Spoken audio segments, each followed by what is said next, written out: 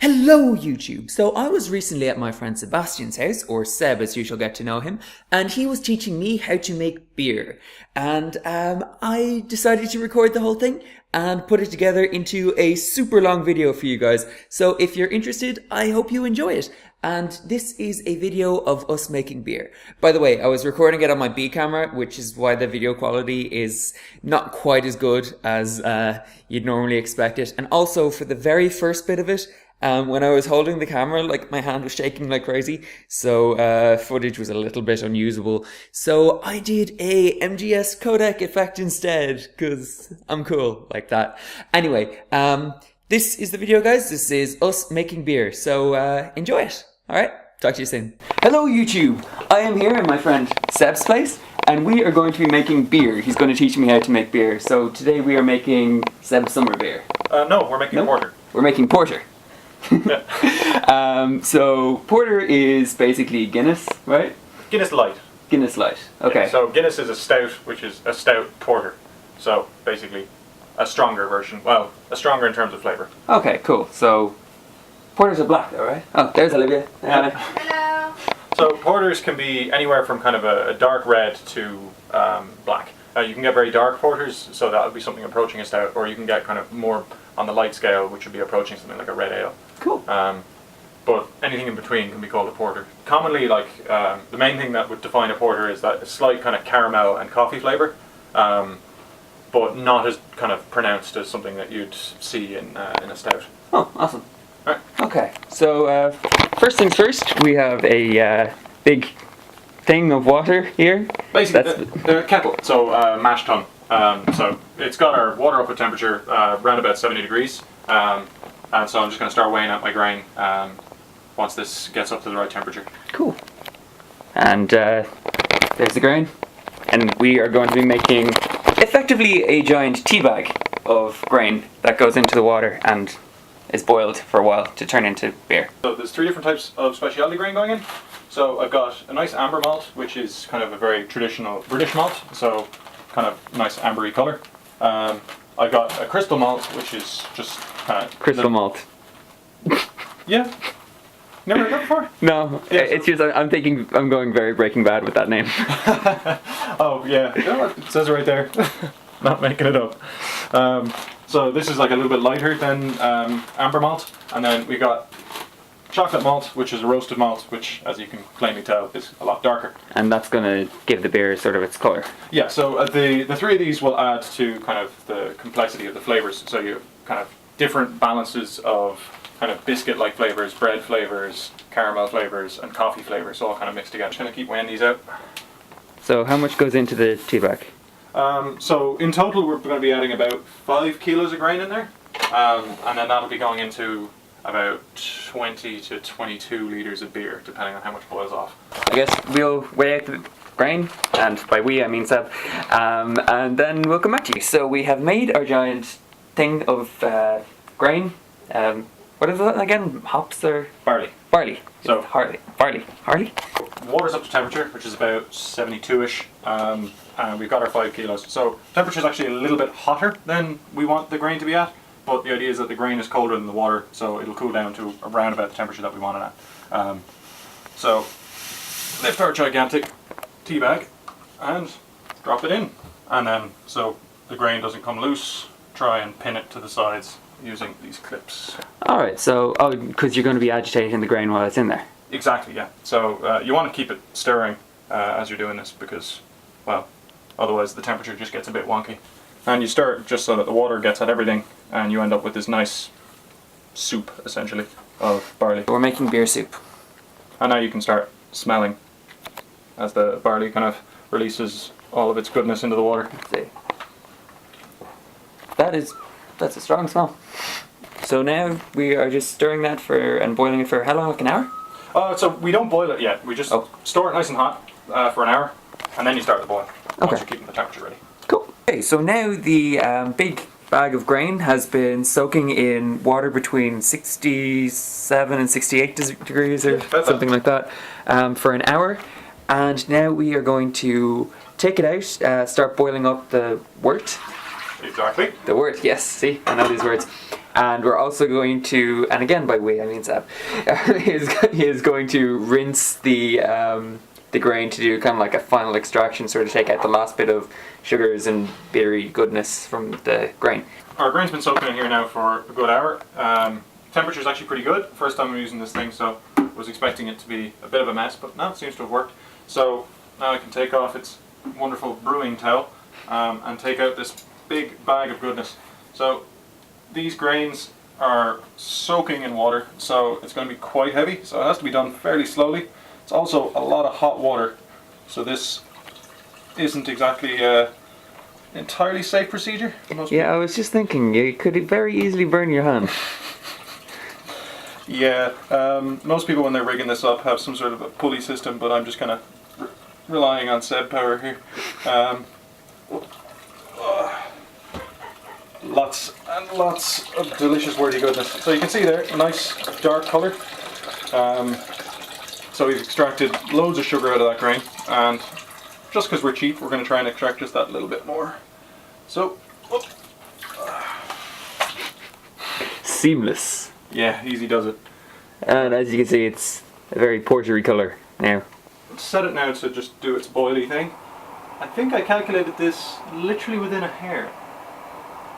Yeah, that's No, not that's that so little. close to having overflowed. There's a little bit of overflow, but that's not the end of the world. So now what we do is we bring this pot to the boil, and we're going to add in the final extracted bit of hot water from that when it's boiling, I think, right?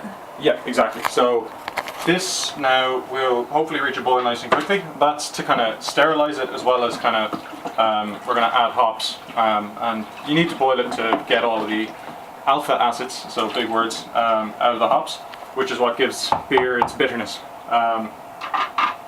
So whilst that's kind of heating up, this will do its final soak, and then once the soak is finished, we'll add all this into the one big pot, throw in our hops, and then that's going to be another hour of boiling. Okay, so the bag thing was rinsed and drained a few times, and that was all poured in, and it's all coming to the boil in the big boiling vessel, belled miser thing. And now, kettle. And now we are taking out the hops, which give the beer its hoppy flavour. Yep, so the hop I'm using is Fuggles, which is fairly well known for porters and stouts and the like. So I unfortunately have... Fuggles. Yeah, it's a fun name. So I've got 100 grams, and I'm only adding 50 grams to this. What I'm doing is just making a nice simple porter, so I'll just be adding 50 grams right at the start of the boil, and then just leaving it in there for the whole 60 minutes boiling away. So they smell quite strongly. My lovely girlfriend is not quite so fond of that smell. Oh, this is the part where it starts to smell. Yes.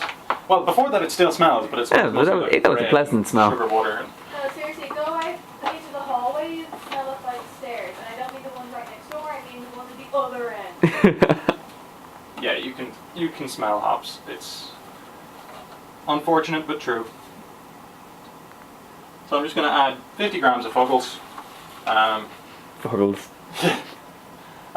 And inside these hops, so the reason you can smell them is because they're filled with wonderful aromatics that are going to react nicely in the boiling water and give us that bitter flavour in beer that people like.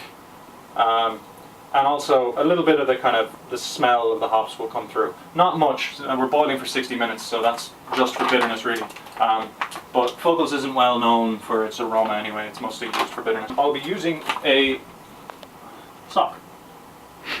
The hop sock. Yeah, a hop sock, just because I don't want to go sieving my wort afterwards to get out all of these little leaves, since I don't think anybody likes a beer with a leaf in it. He was going to use tights, but he didn't want to go into Penny's to buy tights. No, I was going to use tights for something else. I was going to use tights for the raspberries, but they didn't have any raspberries. Oh, never mind. Yeah, brewing is a strange hobby. Apparently buying nylons is perfectly normal if you're brewing. Oh, yeah, totally grand. Yeah. Enlightened society. So now the hops go into the sock, Yep. and then the sock goes into the kettle. Once it's boiling, so it's just getting there now. Maybe another 5 minutes or so. and then that will start releasing all that wonderful smell that some people don't like. So I'm selling it now. Well, some other people don't like it either. I will also judge the smell and tell you if it's good or... Well, to be honest, I don't think I'm going to like it. Well, you get used to it when you're brewing. You kind of you stop associating it with. I hear some people seem to say it smells kind of like skunks. Other people say it smells like feet. Some people say it smells like cheese. I started associating it with the flavors that come out in the beer. So, since I know what different hops smell like and taste like, I can smell what flavors will come through in the beer rather than the bad scents. I don't know. I don't get the bad smells anymore. I think it smells quite But nice. for me, I'm going to be smelling cheesy skunk feet. Well, yeah, okay. Alright, so the water is boiling, and now it's time to put in these hops, which are going to give the apartment an aroma. Yep, so hops in a hop sock. In you go. Boom. And just poke those down there so that they absorb. And stir them about the place. Squeeze them up against the wall. You really want as much hop goodness to come out as possible, since a little goes a long way, but most people like hops in their beer. They just don't know it. Seb is really pro hops.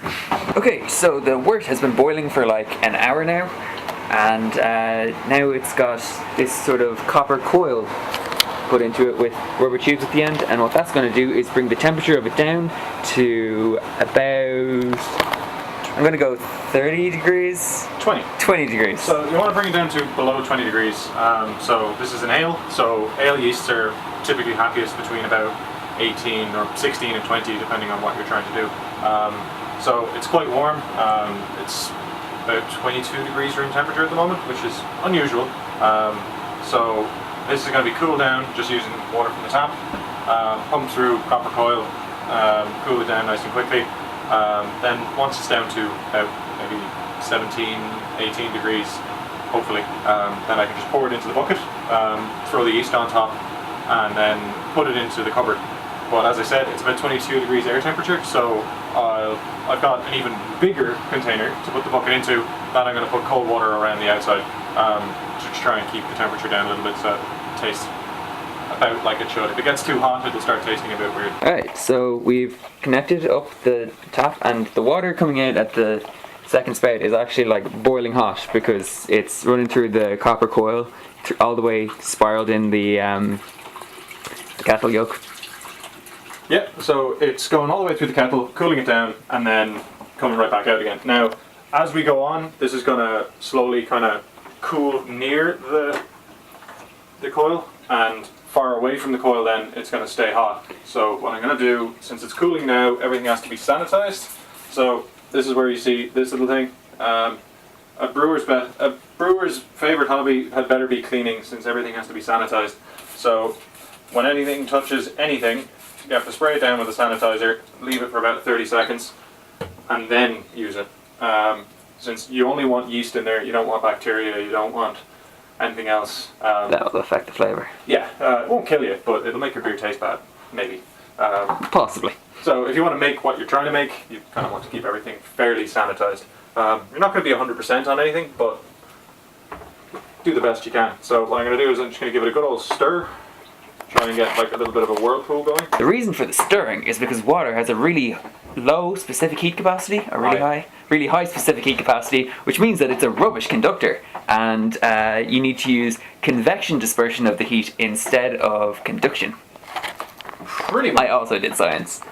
Yeah, so Come on, that's close enough. yeah, that's true. And this is where the beer starts kind of looking a bit gross for anybody who's not familiar with the process, because there's lots of proteins and various other stuff in there, and most of this looks kind of like rancid cheese. But it's okay, because so does yeast, and that's, yeah, it looks pretty mank. The whole process looks really disgusting, and that's why we put it in a bucket that we can't see inside of. A lot of people have these big glass bottles so that they can watch the whole process, which is great if you're interested in what you're doing. I am interested in what I'm doing, but I'm not interested in showing everyone else how disgusting my beer looks when it's half finished. I can stand to see sausage made, but not everyone else can. Don't brew beer if you don't have a strong stomach, basically. You can get some funky smells from beer, that's for sure. Especially if it gets hot, it can start smelling a bit like farts.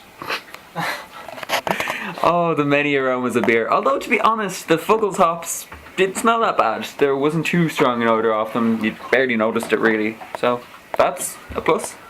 Yeah, I'm kind of worried about that, to be honest. I've used them before, and normally they smell a bit stronger than that, so I'm not sure if it's that they're old, but they were in a sealed packet, so... Should be grand. Okay, so next up we're doing... Okay, I forgot to get Seb to explain what we're doing next, so he'll do it.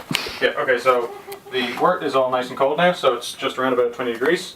We've got a clean sanitized bucket with an airlock on the top. And we've got my yeast over there. So basically, this is the messy part, but should be fine. I'm just gonna pour into a bucket. Should be simple enough. I'd give a hand, but you know I have to hold the camera, so... Yeah. Oh, that's gonna fall on the floor. Maybe? No. It's okay.